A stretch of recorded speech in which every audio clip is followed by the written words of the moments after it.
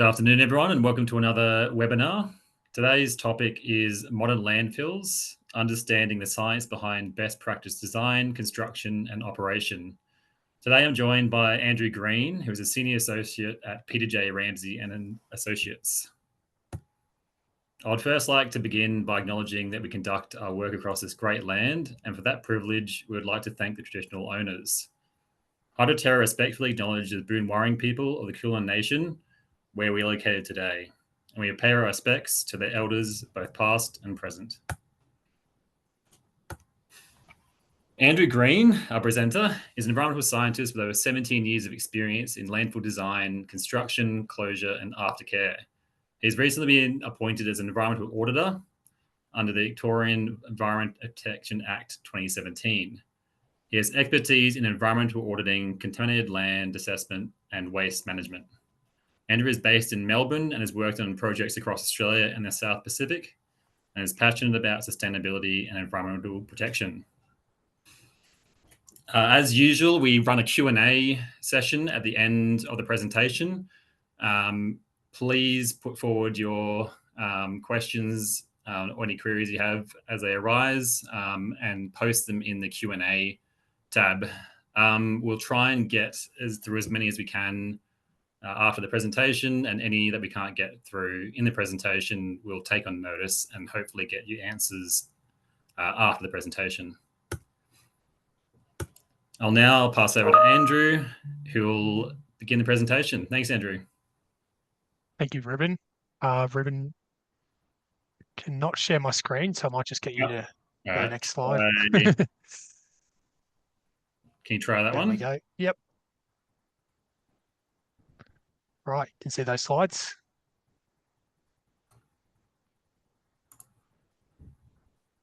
You're just confirming you can see my screen, Ruben? Yep. Amazing. There we go. We did do a practice session, guys, but I mean, here we are. So thank you, Ruben. Thanks to the team at Hydroterra for having me today. Basically presenting on modern landfills and understanding just a little bit about the lining systems that we're dealing with, and trying to give Hydroterra's audience a little bit of an understanding as to what we're implementing to manage waste across Australia, with particular focus on Victoria. But as I'll touch on, Victoria's guidance does sort of is used across the majority of the country. So a little bit about our company background. Some of you may have heard of Peter Ramsay Associates, founded by our managing director, Peter Ramsay, in 1988. So he's had 37 years of continuous business, which is a long time in this game. Our main sort of lines of business are site investigation and remediation, environmental auditing, with Peter and myself both being auditors, Peter in contaminated land and industrial facilities, and me only in the landfill space. We also do EHS auditing, so that's environmental health and safety, regulatory compliance reviews, due diligence for mergers and acquisitions, sustainability assessments, air quality assessments, including odour and dust. A little bit of background as to our knowledge and expertise in landfills. Peter and his team have completed over 50 audits of landfill construction in Victoria, and over 50 assessments of landfill design. That's over 190 hectares of landfill lining system subject to auditing as well. So it's a fair few MCGs there. So a little bit of a presentation overview. We're going to give an overview of the typical landfill basal liner and capping systems, including common construction materials. Sort of delving into what those materials look like, I'm thinking that a lot of the audience may not have actually seen these in real life, so sort of give you an idea as to what they look like. I've got a few product examples here to show you. Key design and operational assumptions for hydraulic performance of landfill basal liner and capping systems. So what are the assumed leakage and seepage rates, and how are those estimated? The techniques used for quality assurance during construction of basal liner and capping systems. So what actual assurance do we have that these lining systems are correctly constructed?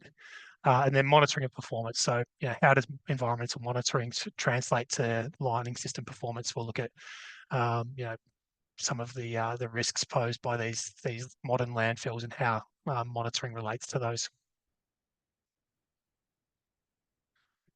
So landfill types, there's a type 2 and a type 3 landfill specified in Landfill BPEM, which is the best practice for operation and rehabilitation of siting design, operation and rehabilitation of landfills. It's colloquially termed the landfill BPEM in industry. There are other BPEMs that are published by EPA. That's why it's important to call it the landfill BPEM, but you will catch people just calling it the BPEM. And as described in the BPEM, there I go with it. A type 3 landfill is for solid inert waste and fill material. So it's got uses basically common available technology for municipal landfill siting design, construction, operation, and maintenance and aftercare. So it's a more simple lining system, and that's basically geared towards the risk posed by the waste that it's receiving, being solid inert waste or fill material. Or you've got a type 2 lining system, landfill, which is taking sort of your putrescible municipal waste, solid inert waste, and fill material. It can also take category C prescribed waste as well. So there we're looking at the best available technology for a municipal landfill by way of siting, design, construction, operation, maintenance, and aftercare. These facilities also have a high level of operation and appropriate management systems to ensure that the waste is appropriately managed because it poses a higher risk. So you can go to the landfill BPEM, which is publication 788.3, and have a look at this table for yourself to get a bit more information. So what do the basal liner, which is the bottom of the landfills, look like for these types of landfills? So a type 2 landfill we've got here on the left in the figure, it includes a subbase, a low permeability clay liner, a geomembrane, a protection geotextile, a drainage layer, and a separation filter geotextile. And so what we're looking at here for type 2 is a leakage rate or seepage rate through the base of the liner of 10 litres per hectare per day, which is very low, as I'll go into on the bottom here. For a type 3 landfill, we're looking at a subbase, a low permeability clay liner, a separation geotextile, then a drainage layer, and then a separation filter geotextile. So a lot simpler than a type 2 design, with a seepage rate of 1,000 litres per hectare per day. So you're seeing, a massive increase there in the amount of leakage, so 100-fold. And if we put in perspective these leakage rates, you've got 10 litres per hectare per day is, 1 milliliter of water per square metre per day. So it's about 20 droplets of water per square metre. And if we translated that to depth, it's, 0.001 millimetre of water. 1,000 litres per hectare per day is 100 millilitres of water per square metre per day. It's about 0.1 millimetre thickness. It's basically equivalent to a light drizzle of rain. So you get a bit of perspective there as to what we're talking about here in sort of in terms of the leachate coming through these lining systems and into the adjoining formations. So typical cell basal liner materials. Here in this slide, we're sort of giving you an idea as to what these look like. So you've got a geosynthetic clay liner, which I've got an example of this in front of me. It literally is relatively thin when they construct this. It's only about 6 or 7 millimeters thick. It's constructed from a series of basically geotextiles with a bentonite core in the middle. The bentonite is what gives it a very low permeability and the performance. We've got a HDPE geomembrane. I've got an example of that here. Literally 2 millimeters thick in most instances for basal liners. So it's relatively thin when you're looking at it. That's installed above the GCL. Then to protect the HDPE, we've got cushion geotextile. So that's a non-woven product. It's, again, relatively thin. What this is protecting the HDPE from is puncture from the overlying leachate collection aggregate, which we've got there. I'll just grab a piece of that. It's literally rock. So very similar to sort of the ballast that you'd see at the train station beneath train lines, very similar rock. Across Victoria, we often use basalt because it's commonly available, relatively cheap quarry product. So you'd know that from the aggressiveness of this kind of aggregate, it can actually, you look at it, it can pose a risk of puncture to that lining system. And that's why we've got the cushion geotextile. And then if we go to the next slide, overlying all of that is a filter geotextile. So again, a non-woven product, as I was showing you before, just goes over the top of all of that aggregate to then act as a filter or a separation layer between the waste and the aggregate. As you can imagine, if you didn't have that layer, the aggregate would clog up and foul very quickly.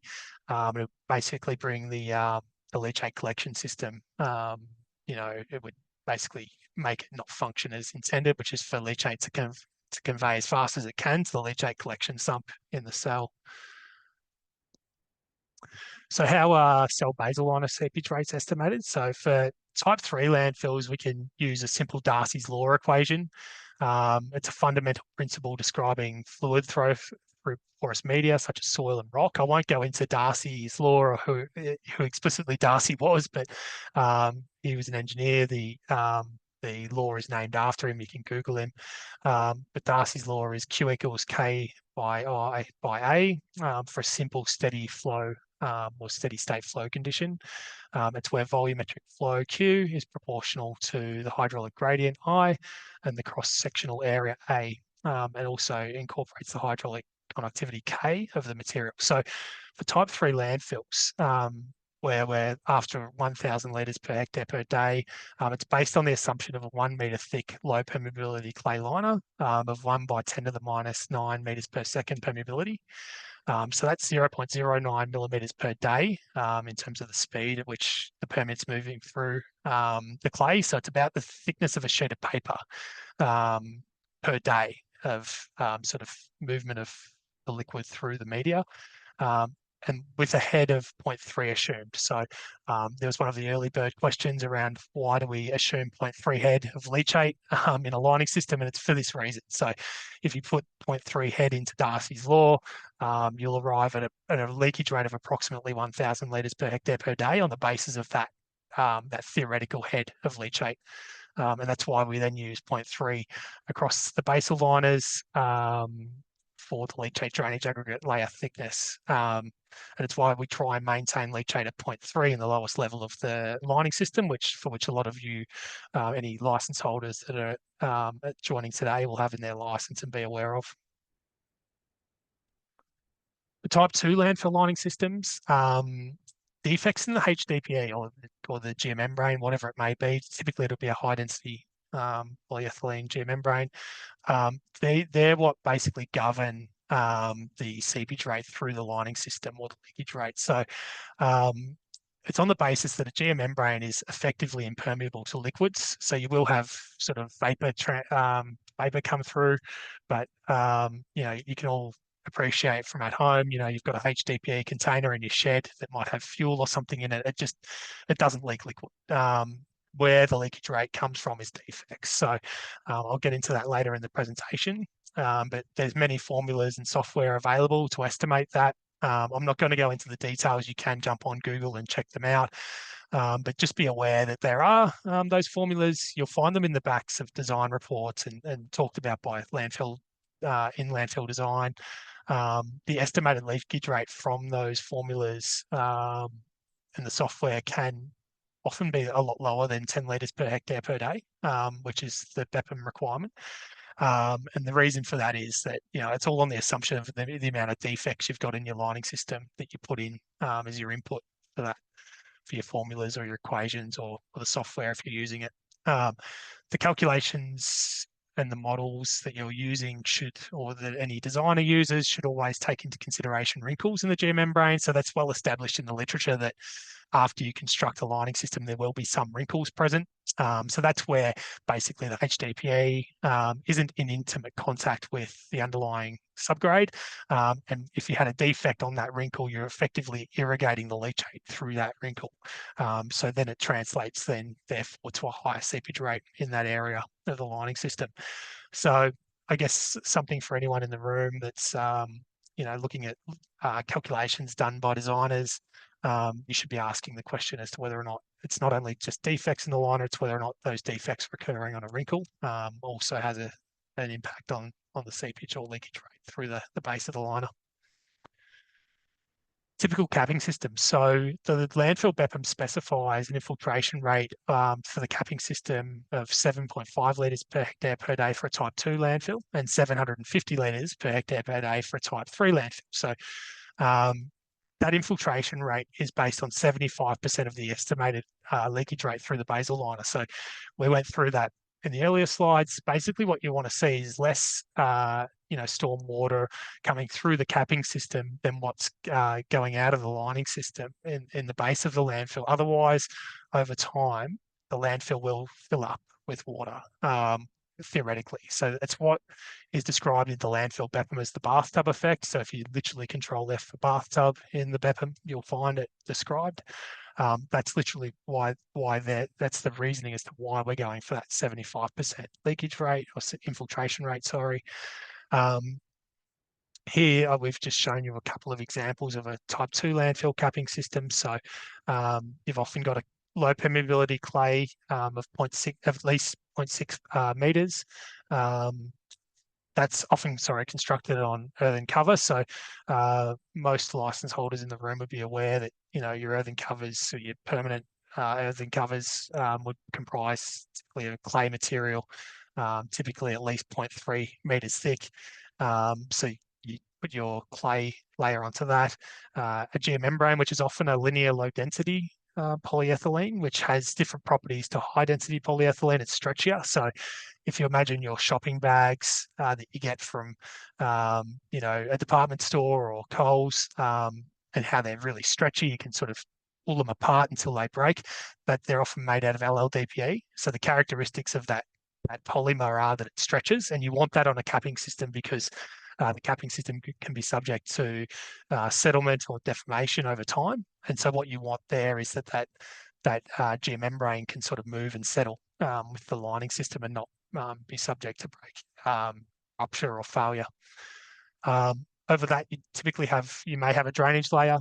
It's described in the BPEM as being optional. Where we often see drainage layers on capping systems is where you're looking for a higher performance in the capping system, i.e. removing head off the geomembrane to limit infiltration through the geomembrane, or you put it on slopes from a slope stability perspective as well to stop saturation of the overlying subsoil and topsoil. And as described in the BPEM, the subsoil and the topsoil thickness should be, or it's described as being at least 1 metre thick. Often we will see reduced thicknesses. The key thing you want to go for there, you need to maintain vigilance over, is sufficient cover to protect the underlying layers and also to establish vegetation. So, you don't want to go too thin because you can then have issues, with erosion or even damage to the underlying geosynthetics. For type 3 landfill capping systems, very similar profile, but we're effectively removing the geosynthetics. So we've got the earthen cover, we've got 0.5 metre of low permeability clay, and then half a metre of subsoil tops, and then topsoil over the top. So in the landfill BPEM, you'll see topsoil referred to in terms of thickness. It's sort of it's described as being, a depth that's commensurate with the local area, which in Australia and in parts of Victoria as well, we can have pretty thin layers of topsoil, but it also says that it should otherwise be 200 millimeters thick. So you sort of need to be very aware of your site conditions and why you need to have, and what you might need there in terms of sufficient topsoil. And I'll go into that in a minute around, needing to establish vegetation to protect capping systems, for which the thickness of topsoil plays a role.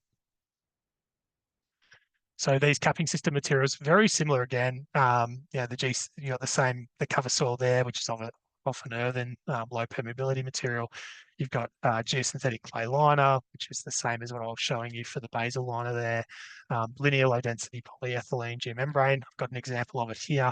It's often thinner. Sorry, it's not quite coming across there, but LLDPE on capping systems are typically only 1 to 1.5 millimeters thick, so not as thick as a basal liner. the reason for that is they don't need to do as much work as a basal liner. They don't need to resist leachate, for example. And the thinner polyethylene is, to some degree, it's easier to work with, less materials used, less impact from a greenhouse gas emission standpoint in production of the material as well. So, yeah, it's typically thinner. Overlying that, we've got the drainage geocomposite, as I was referring to, which can be optional. This particular site had it. So drainage geocomposites here, it's typically a geonet core with a non-woven on the top. So sorry, that's coming in and out of view. And then we've got that subsoil, topsoil component over the top to make up the whole profile. If we went back to that other slide too, we did have, and it's actually not shown in the profile here in the BPEM, but there is vegetation. That's a very important aspect of a capping system. So here's a capping system with the vegetation in place. It's a nice, healthy stand of grass there. So we model capping systems performance, using actual models. So one that's quite often used in industry is HELP, which is the hydrologic evaluation of landfill performance modeling. So that's made by US EPA, and it's freely available as well. It's necessary as climatic conditions need to be considered together with capping system geometry, evapotranspiration, and soil properties. So there's a lot going on here that needs to be considered in the function of a capping system, and the modeling is a good way of doing that. The modeling also ties into other capping system features, so stormwater management systems. For example, you can use runoff estimates to help design those, or you can use outputs from a drainage layer in a capping system to go into a stormwater management system to understand whether or not it can cope with those. So it does tie in. And also EPA refers to the use of peak daily leakage or daily values for compliance, and they're provided in the HELP model. So, the HELP model will tell you, hey, here's the days that you've got peak infiltration for a capping system, and that's the number there that you're looking at in terms of compliance with that 7.5 litres per hectare per day.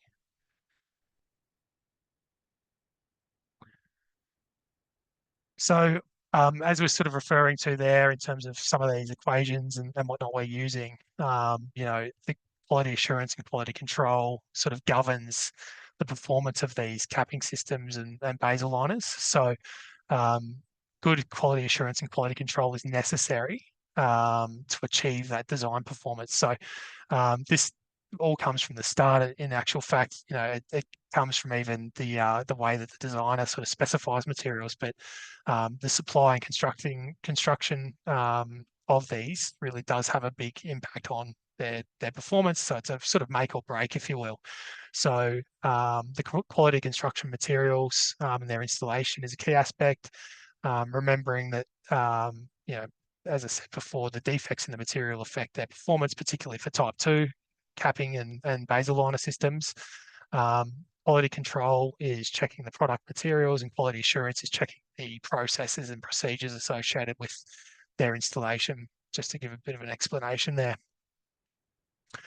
So good QA/QC can be achieved in landfill design and construction by strict manufacturer's quality control. So there we're talking about adherence to the relevant guidelines and codes. So you'll see referred to in the Landfill BPEM, for example, reference is made to the Geosynthetic Research Institute, or the GRI, and their specifications. It is important, though, to remember that those are only the bare minimum. So some designs might need to go on above and beyond that. I heard, said at a seminar once, is that, the HDPE specification, for example, is the same that you would use for a fish pond as a landfill, so you do kind of need to be aware of that maybe in some situations you might need to go above and beyond what the GRI is asking for. You've also got independent on-site construction quality assurance sampling of the materials. So they're both of the earthen materials and the geosynthetic materials. So that's a really important step in terms of keeping the manufacturers honest, making sure that the materials that are coming to site are commensurate with what they're telling you in their data sheets they supply to you with the materials. So the Landfill BPEM borrows guidance from the UK Environment Agency.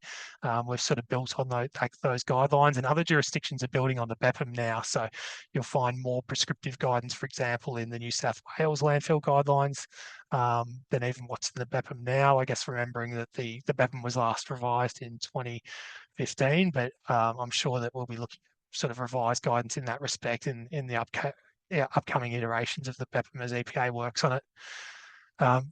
In addition, we've got independent full-time inspection of the construction. So this is by a third-party geotechnical or CQA inspector consultant. So GITA stands for Geotechnical Inspection and Testing Authority, which is in accordance with the Australian standards definition. So they're looking at the earthworks components, and then the CQA inspector is typically looking at the sort of geosynthetic components. So these guys are on site full-time, not supervising, but inspecting what the contractor does. It's important to make that sort of distinction. They're not there necessarily to supervise, because that insinuates that they're telling the contractor what to do. They're there as a third party inspecting what they do to make sure that they comply with design documents and specifications. Continuing on these techniques for QA, QC, so you've also got auditing of construction. So this is an auxiliary thing to the CQA and GITA. That it's mainly in the Victorian market. So basically, an auditor appointed by EPA has oversight of what those parties are doing. It includes audit inspections and hold point reviews as well. So, trying to make sure that throughout the process, there's a fresh set of independent eyes over and above the independent GITA and third party to make sure that what's going on site is appropriate in accordance with the EPA approved designs.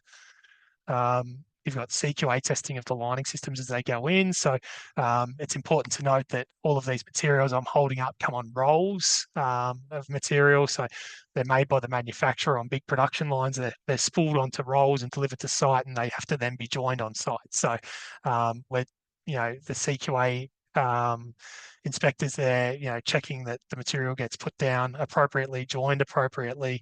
They're checking that, it's appropriately destructive and non-destructively tested. So to give a little bit more information, the HDPE lining systems, they're welded together using welding machines by the contractor. The CQA inspector makes sure that every weld is subject to non-destructive testing. And then they'll also make sure that destructive tests are taken in the lining system at a certain frequency to make sure that the panels have been joined together in an appropriate manner. So basically, they'll take little coupons out of the material, pull them apart using a tensiometer and make sure that they're appropriate, and also send the samples off to an independent laboratory to double check.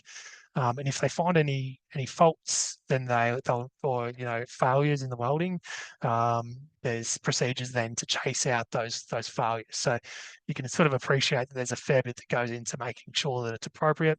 And again, we're all coming back to this idea that we're trying to install these lining systems with minimal defects, and then to govern that, to then I guess meet those assumptions that we make in those equations around the expected leakage rates through these lining systems.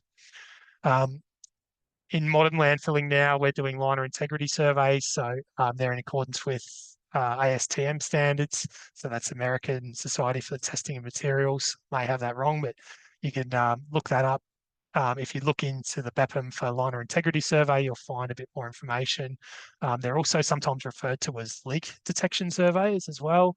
They can identify very small defects in the geomembranes down to pinholes. The way that they're commonly done is you do the liner integrity survey after the aggregate goes down, after you've finished basically construction of the leachate drainage aggregate, because as I was talking about before, these aggregates can pose a risk of puncture. And basically what they're looking for is electrical anomalies in the lining system that may then indicate an electrical leak, which in turn may indicate a defect in the HDPE. So they're getting, the practitioners out there practicing those surveys are getting very good at them, and they're able to detect very small defects. So we are getting more confidence that, the lining systems have minimal defects, and therefore what we're assuming for these lining systems by way of leakage rate is actually the case. And then as part of all of this, we're then doing CQA reports. So that's to confirm compliance with the design documents, identify and assess any variations, so the degree of risk associated with those. They're often submitted now in Victoria and other jurisdictions to auditors for review, who then produce audit reports. And then subsequently, you've got a final sign-off from EPA. So they'll review the audit report, the appendices, which would contain those CQA reports, and then provide the ultimate approval for these lining systems. So overall, that QA/QC gives a good level of assurance that the lining systems are constructed in accordance with the design assumptions, of particular relevance for sites subject to leak detection surveys. So, where the absence of the defects in the geomembrane can be confirmed with a high level of certainty. So, really, like for a modern type 2 landfill in Victoria, for example, because we're doing the liner integrity surveys or leak detection surveys, we have got a really good level of understanding as to whether or not we have any of those leakages that might be taken into consideration in relation to the estimated leakage rate of that lining system. Monitoring of performance of these lining systems. So what do monitoring data mean with respect to the design assumptions? Effectively, one of the most important aspects for basal liner performance is leachate head. So if there's too much head on the base of a landfill, then the calculations become invalid. So it's as simple as that the Darcy's law equation, or even the heads that you might have assumed for your lining system, for formulas that you might have taken into consideration for defects through type 2 landfills, they do become sort of redundant from that simple sort of leachate level data. You've also got for capping systems, we really need to monitor the performance of vegetation in the cover soils because they're important for the protection of the lining systems and also the stability of the whole lining system. So if you don't, say, for example, establish vegetation, then you can sort of have the whole thing, slide down the hill one day when you've got heavy rains. So that's more of a qualitative monitoring than it is quantitative. But what we're seeing more and more in, say, the design of capping systems, for example, is the need for the license holder to be sort of ensuring that vegetation is established and maintained to make sure design assumptions for capping systems are adhered to. Modern landfill lining systems also can produce some unique risks. So as we've sort of gone through in this presentation, these things have very low leakage rates. So, by design and hopefully through quality control and quality assurance in construction. So because of that, we're ending up with these dry term landfills. And again, that's another phrase that you'll find mentioned in the Landfill BPEM, is this idea that we're limiting moisture into the waste mass. We're creating dry, effectively dry landfills. And because of that, we're limiting the degradation rate of the waste. And so we are, in some respects, delaying that degradation process. So therefore, if you had poor capping system performance, for example, you could then have the bugs get hold of some moisture that's come through the defective capping system and then start generating gas and environmental risk that wasn't maybe there prior to that. So it's one thing to bear in mind with respect to what we're doing with these modern landfill lining systems. Engineered landfill lining systems, they provide excellent containment, as we've said, but any defects can be exacerbated by that because, say, for example, you had a tear in the sidewall of a basal liner, because the rest of the landfill cell might have really good containment, any gas pressure will then want to find its way through that defect. So you get a bit of a funneling effect through that defect. So it's another potential risk that we've got with these modern systems. Sort of compare that to some of the unlined or historic landfills, which maybe don't have any lining system. You're getting more of a diffuse effect of leachate or landfill gas through that into surrounding media, whereas with these more highly engineered systems where you could see that funneling effect and sort of localized issues rather than the broader issues. We've also got to remember that there can be delay between leakages through lining system and identification of those in monitoring programs, and it's simply by virtue of the low permeability of the lining systems, and also the idea that the defect could be only in one area of a cell or a capping system, and then it may take time therefore to have that defect show up in environmental monitoring. So in closing, modern landfill lining systems are designed and constructed to a very high standard. The theoretical, and I'll emphasize theoretical, leakage and infiltration rates of these lining systems are very low. A high level of quality assurance and quality control for the supply and installation of the lining systems is crucial to ensuring that these systems perform as they were designed. And modern landfill lining systems, they do represent unique challenges in relation to monitoring, as I touched on there. I think it's really important that practitioners have and operators as well have an understanding that we're now dealing with, a unique lining system in relation to your conceptual site model, and what that might mean then for, how you design and operate your monitoring infrastructure across the site and tailor your monitoring programs as well.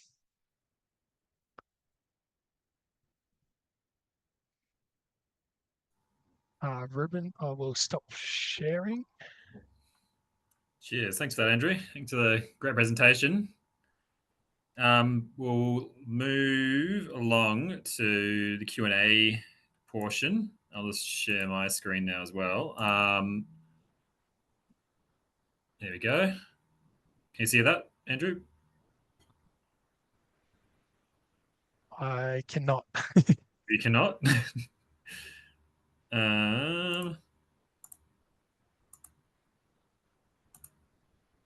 What about now? Yep. All right. Perfect. So, first question. What are the advantages and disadvantages of ET or phytocapping performance? Yeah, so I guess to answer that question, typically an ET cap has been trialed on site to then demonstrate that it does perform in accordance with the performance that's necessary for the waste that it's trying to cap. So Hydroterra has touched on this in previous presentations around ET cap performance insofar as, say, for example, lysimeters, how they work. So in terms of ET performance, they should typically be performing to the standard you have applied for a conventional type 2 or type 3 landfill capping system. I guess by way of sort of the advantages and disadvantages of actually designing and using one, there's less certainty potentially associated with an ET cap. And there's more work involved in trying to prove that it is going to work. And also, you need more materials often to get them established. So you need thicker subsoil layers to allow the vegetation to establish. So normally thicker than 1.3 meters. And you need to then obviously plant and maintain vegetation. And we're also sort of seeing that from an ENGIE's perspective, the greenhouse gas emissions from an ET cap can be perceived as not being as good as those from a conventional capping system. So that may have implications for any sort of license holder that needs to report greenhouse gas emissions as well. So yeah, they're the advantages and disadvantages. Perfect. My camera seems to have disappeared me during the sharing process, so I'll try and work on that while we answer these. What are your experiences with design/audit of non-BPEM standard liner systems, and any tips in navigating EPA approval of these designs? Yeah, it's a bit of an open-ended question, that one, I guess. Every design assessment that auditors do of landfill design, there's always departures from the landfill BPEM. So in the landfill guidelines or the licensing guidelines, publication 1323.3, it's described that an auditor needs to do an equivalence test wherever there's a departure from the BPEM. So typically that would be supported by information given by the landfill designer in their design report. So the navigating the EPA approval pathway there is to get the designer to make sure they've assessed any of those departures and they've demonstrated that any departure basically meets or exceeds the BPEM requirements in relation to the aspect that they're departing from. So it could be as simple as they're proposing alternate test methods or frequencies from what's described in the BPEM, and then trying to demonstrate that the environmental performance standards aren't reduced, or it could even come down to sort of nominating a completely alternative lining system for which you need to do a lot more work to try and demonstrate equivalence, but it can be done. So they're the sort of tips. And in terms of EPA approval, we often say to license holders, if you're sort of looking to do something that's really novel or unique, then getting EPA involved earlier and sooner than later is a good thing. So having preliminary meetings, showing concept designs, that kind of thing. The last thing anyone wants to see is people spending money on things that won't be approved. So having that conversation early to make sure that you're on the right track is a good idea.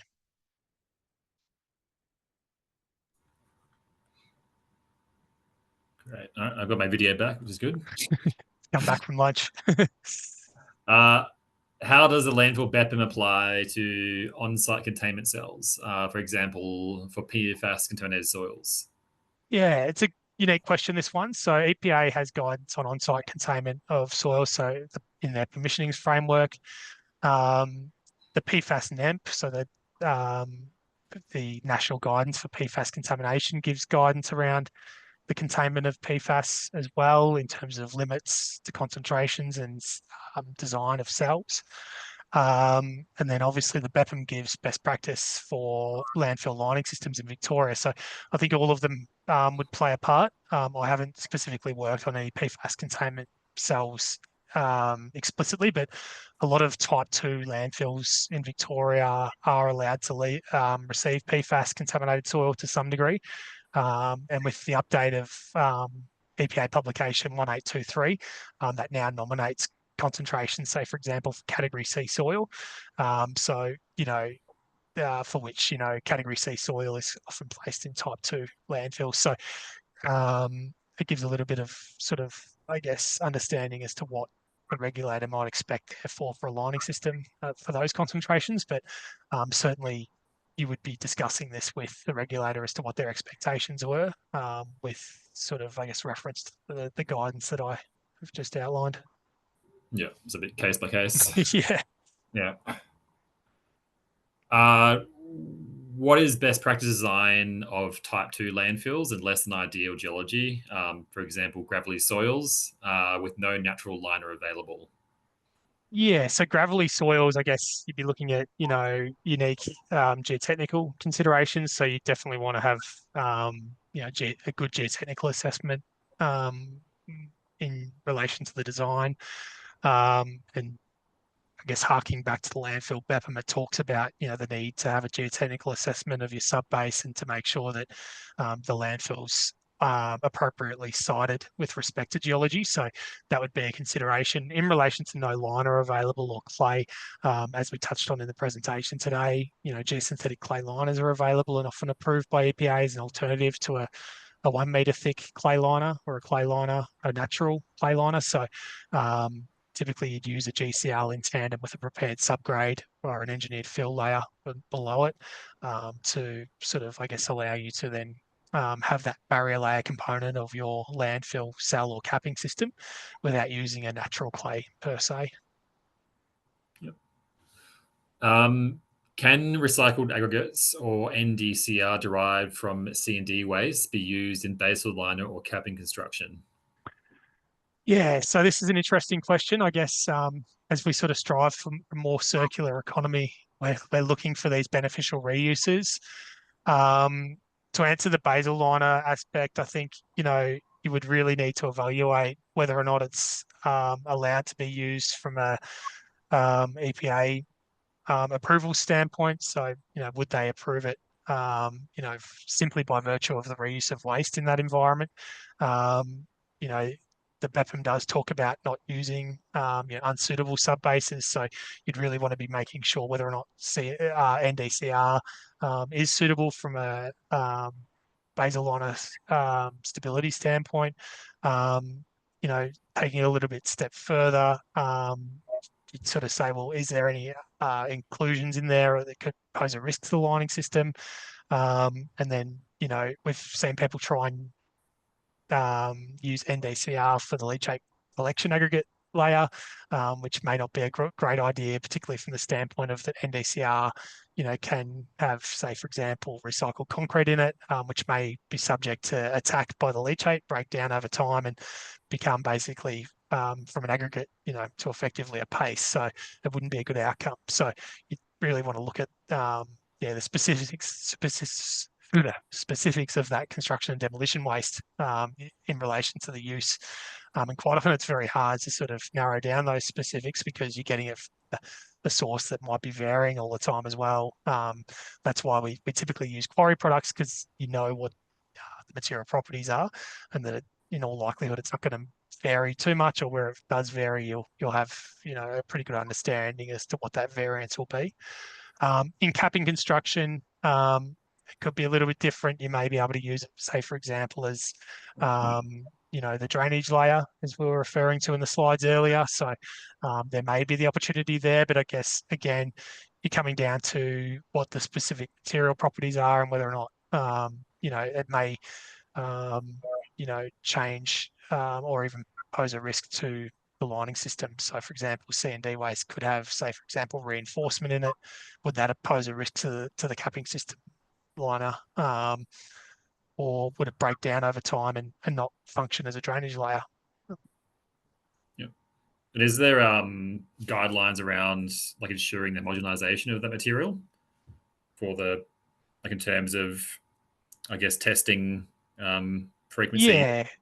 So a lot of the guidelines or the Australian standards will be around, say, for example, there are standards around just how to procure material from a stockpile for sampling, for bulk sampling as well. So you need to adhere to those guidelines when you're sampling the material from a pre-construction compliance standpoint. But I guess also if you're using construction and demolition waste, you'd also have to account for potential variance in the waste stream and variance in the materials that came to site as well. Ideally, what you'd be doing is having it stockpiled and classify it and understand it before it was used, and then use that actual material in construction so that you can limit the uncertainty associated with that. Yeah.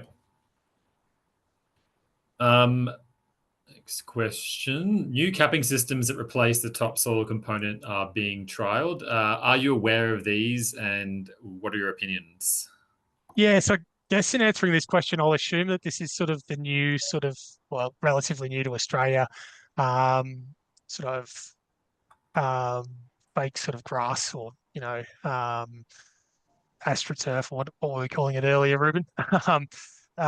So I am aware of them. I haven't had any experience with them as yet. I guess I can see their place, particularly for sites where you may be sort of, looking to install a capping system barrier layer, your subsoil, and then you might be installing a hard stand in the future. You might put that down as an interim measure, or you may have alternate secondary uses for the capping system, like a solar farm or something. Maybe they could work in unison with one another. But I don't have any specific opinions on them. But I could definitely see a need to really have a good argument for their use if you were trying to use them for a capping system. Yeah, how what would be the, I guess, case by case EPA approval for each one? Exactly, and having that early conversation probably with the regulator around whether or not it's going to meet expectations as well, rather than sort of barreling into it and then finding yourself in a situation where it's not going to be accepted and you have to start again. So yeah. How are landfill liners designs updating to climate change, changing climate change conditions? Yeah, so I mean, when we talk about the liners, I guess, we're not seeing that much change directly attributed to climate, mainly on the idea that, the lining systems themselves have assumptions in by way of, the amount of head on them and that there are controls that can govern that. We are seeing the need to sort of update and strengthen leachate collection and management systems because of climatic conditions. So, rainfall intensity is becoming varied. We're seeing more intense and shorter storms. We're seeing changes, people needing to, license holders and designers needing to strengthen stormwater collection and management systems to respond to that. But yeah, the liners themselves, I'd argue we're not seeing too much. But yeah, it's the auxiliary components that we need to be aware of from the changing and the changes we're seeing on it. Yeah.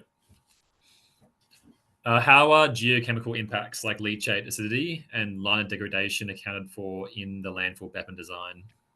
Yeah, so as I was touching on earlier, like the HDPE, so the main lining system we use in Type 2 landfills, is often designed to the Geosynthetic Research Institute standards. So that's got all sorts of physiochemical attributes that are required of the geomembrane.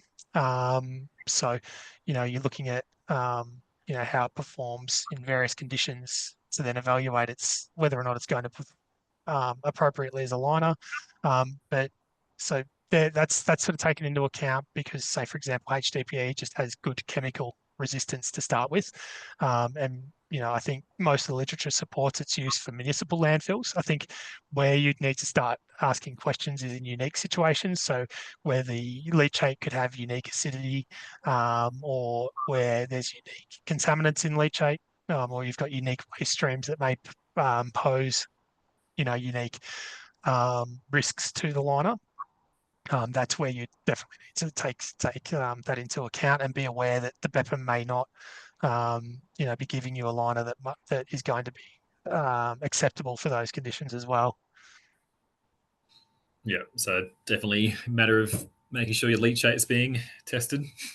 Yeah, and there's sort of historically we've seen sort of license holders say, take their leachate and test it for compatibility with geosynthetic clay liners in particular, because you can have some pretty interesting chemical exchanges and whatnot going on with the bentonite in the GCL with leachate, which can basically, degrade the GCL so that it doesn't perform. So, you do those leachate compatibility trials to try and demonstrate that it does hold up to the leachate. And we've seen it on mining sites as well, where you've got unique pH in the waste, or unique acidity, sorry, for the waste and the leachate, and therefore you want to make sure that there is compatibility there in relation to leachate and the liner. Yep. Next one. Have you have any experience with preloading / compaction of capping layers after installation? Do any precautions / CQA measures apply in this instance?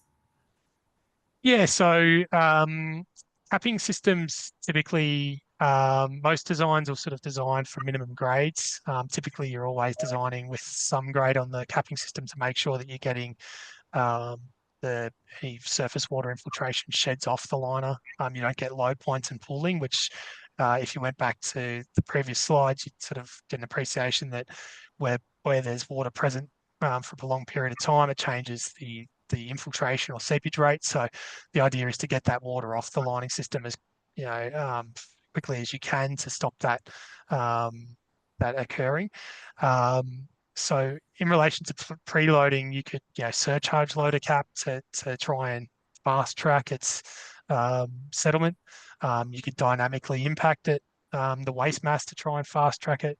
So they're the things you could do. But typically what designers would do is say, like, have an understanding as to what's happening in relation to settlement of the waste, and then trying to take that into consideration in the design. So that may be, allowing for settlement, allowing for areas to flatten out over time during construction, at the construction stage, and then building that in to make sure that you don't get these flat and low points, for which you'll then get a higher infiltration rate than what was envisaged, or what would have been envisaged in the design calculations. Yep. What is the best interim cover to use on the floor of a new cell? Yeah, so this one I'd take to what they're referring to is, say, daily cover over waste.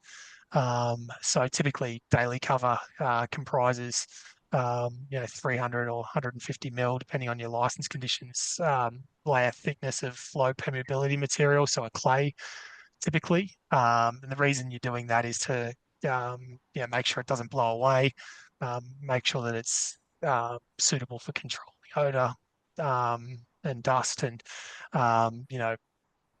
limiting infiltration as well. So there's a few reasons why you use that sort of low permeability material, but that's seen as sort of best practice. And there's alternative covers that you can use as well. Often in license conditions, that's around subject to written approval by EPA. So, we see license holders, proposing to use foams and tarps as well. But yeah, conventional cover is a low permeability or, clay material. Yep. Regulators require landfill operators to restrict leachate depth to 300 mil. Is there any engineering basis for this condition? I believe you've already answered that one in terms of the Yeah, touched on that. Yeah, so the Darcy's law equation, as we touched on, you typically assume 300 millimeters head. And yeah, the engineering basis is that the majority of the design assumptions or the design calculations that are used will assume that level of head. And that's, as I mentioned, is then the reasoning, part of the reason around why 300 millimeter thickness is prescribed for leachate collection layer thicknesses. Taken together with as well is that you need a minimum thickness of a leachate collection layer to actually install it. So if it was only, say, 100 mil thick, then you pose a greater risk of damaging the lining system underneath it by machinery or plant or people walking on it. The thicker that layer, the less, the more protection it affords to the underlying geosynthetic components as well. So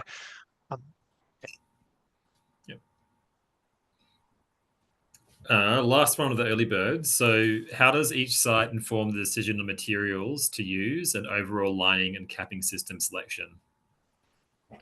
Yeah, I take that to mean, like, the location of site with respect to the availability of natural materials. And so I guess there, if you're a site that's got plenty of clay that you've won from the borrowing of a bulk out for an excavation of a cell, then you may say, look, we're going to use a compacted clay liner rather than a GCL, geosynthetic clay liner.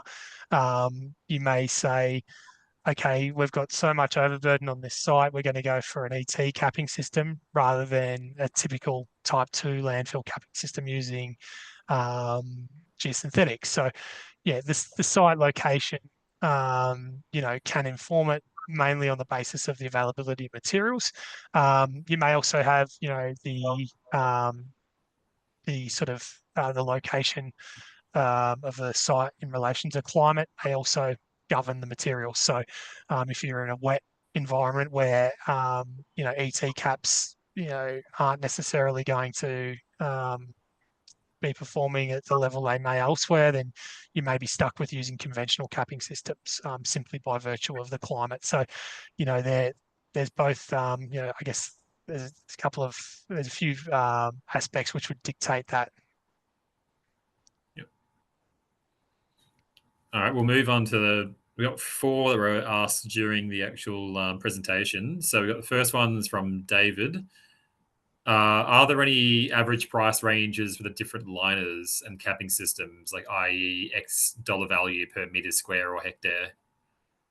Yeah, I can tell you that, but then yeah, look, it's hard. It's every license holder has different sort of unit rates that they can get. A lot of it's often on the basis of economies of scale. So, a major landfill can buy materials cheaper than a municipal landfill simply because of the amount they're buying.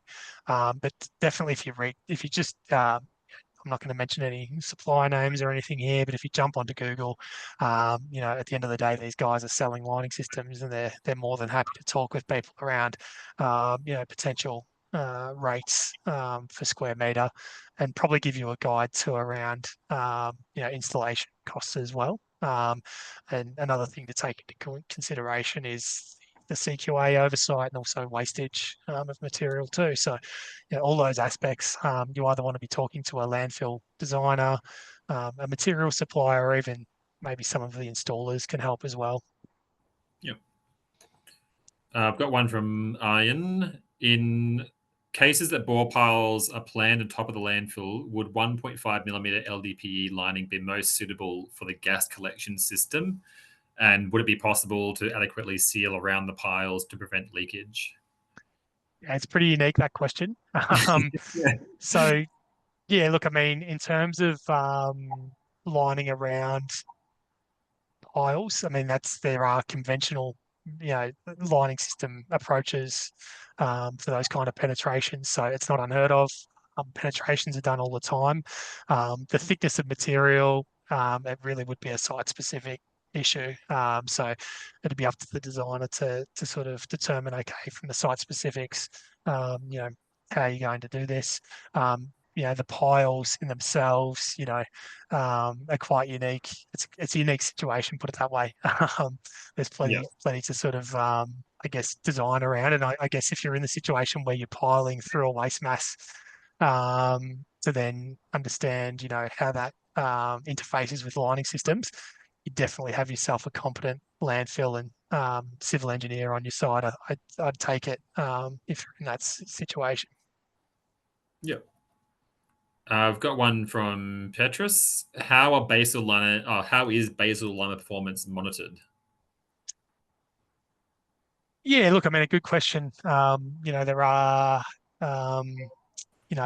there are systems in place, say, for example, for double line landfills where you've got a leak detection layer beneath the liner to understand leakage rates. So that's basically the type 2 liner that we canvassed in today's presentation with the GNet beneath it. So then you can actually identify leakage through that lining system. So that's a way of monitoring. You've got the potential to install electrodes beneath the cells to monitor. So that's typically around changes in electrical conductivity in the subbase beneath the lining system. We've seen those specified for bioreactor landfills where there's the potential that you can have increased temperature on the liner and therefore it might fail. And therefore, you want to be monitoring the performance of the liner to make sure that if that occurs, you can then take appropriate measures. And then I guess you've got just typical environmental monitoring as well. So, you might have gas monitoring, leachate monitoring, groundwater monitoring, that kind of thing. But yeah, there's a myriad of ways that you can monitor from both a sort of engineering standpoint to sort of typical environmental monitoring.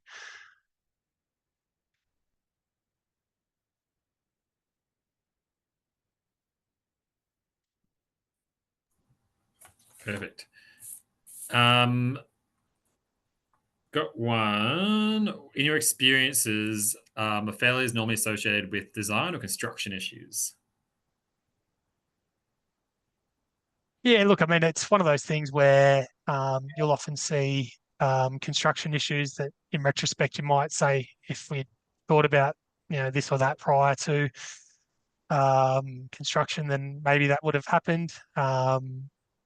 It's one of those things where, yeah, it's a case by case aspect, but often, yeah, if you put failures into the context of, say, for example, liner damage, that often only really comes from construction. And yeah, you'll see it done. You'll see those kind of instances occur where, an excavator accidentally puts their bucket through the lining system, or, someone might have trafficked an aggregate layer when it wasn't as thick as it needed to be, and you've had punctures, and a lot of that's picked up in these modern liner integrity surveys that we're doing now. So you will see it. And I think it's a case-by-case basis. And in retrospect, maybe sometimes you might say, okay, that could have been thought about and designed around, but you will just have inherent construction issues as well. Yep.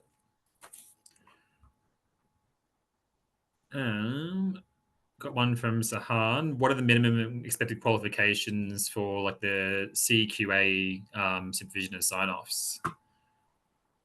Yeah, it's a good question. I mean, we're seeing designers now say that they want to see the certification. So I'm going to get I'm not going to try and say the organisation, but there is training available in Australia to get that CQA sign off accreditation, which is a good sign. We haven't seen that put into guidance yet, so you won't find that a requirement of the current landfill BPEM, for example. I think from an auditing perspective, what you want to see on site is experienced personnel. You want to see experienced people out there that aren't going to be, pushed and shoved around by contractors. The contractors that build that build landfills and any contractor, they're doing it day in day out, and they're often much more experienced than the people that are out there to inspect their work. And so you need good, confident, and knowledgeable people on the ground that can, with confidence, call out issues and navigate around them as well. Yep. One from Megan. Where do you see the future of landfill tech going? In particular, advances in liners. Yeah, I think we're going to see probably more around, automated data collection. So, we'll probably see, a lot of the records that we see for liner installation at the moment are handwritten. You rely on humans to get that data. We might see, machines that have all of that data recording built in, for example, for welding of geomembranes. So we're not relying on the human element to record that data. We're probably going to see advances in the leak detection technology. We're going to see, you know, overall more and more use of AI. I hate to say the buzzword, but we're going to see it more used to sort of interrogate construction data and look for any non-conformances around design documents as well. We already do that a lot with spreadsheets. So wherever you're using a spreadsheet, the AI buzzword will come into play, no doubt. So, in relation to technology, we may see some sort of, I always have sort of these visions of maybe we could 3D print landfill cells, take the human element right out of it and get the robots in. But if we got to that level of technology, then maybe we wouldn't be landfilling anyway. So it's one of those things where I think the technology push may be that it's a sort of composite between the human element and the machines. And you'll see it said time and time again. There will always be a place for landfills too. So even if we went to complete waste to energy tomorrow, we still need somewhere for all the ash to go, for example. So we are always going to have them. But yeah, their technology and their size may reduce, and the technology may increase, which can only be a good thing. Yeah. That leads us nicely into the final question. What electrical technology solutions do you think are best suited for like lagoon leak detection? And do these technologies interact differently with liner solutions? Yeah, so lagoon, there are basically you can get liner integrity surveys done when there's water in the lagoon, which is a good thing. If it's a bare liner, for example, what you're relying on there is arc testing. So you're going along the geomembrane once it's been installed and looking for minor defects using electrical currents. So you can then basically, there are technologies around to have the lagoon flooded with water and then check for defects in the lining system after that's occurred. That's a good thing for these bare liners because they are inherently prone to damage because of the way that they're just sort of sitting out open. So yeah, you can get that done. Perfect. All right. Well, I think that's all the Q&A we've got for now. might be ones coming through later. We can ask them, answer them, offline if they come through. But thanks for your time, Andrew. It's a great presentation. I'm sure people have a bit more insight into the liner design now. And yeah, No thanks problem. again. No problem, Ruben. Thanks for having me, and thanks for everyone attending today. I hope everyone got something out of it. Cheers. Thanks. Thank you.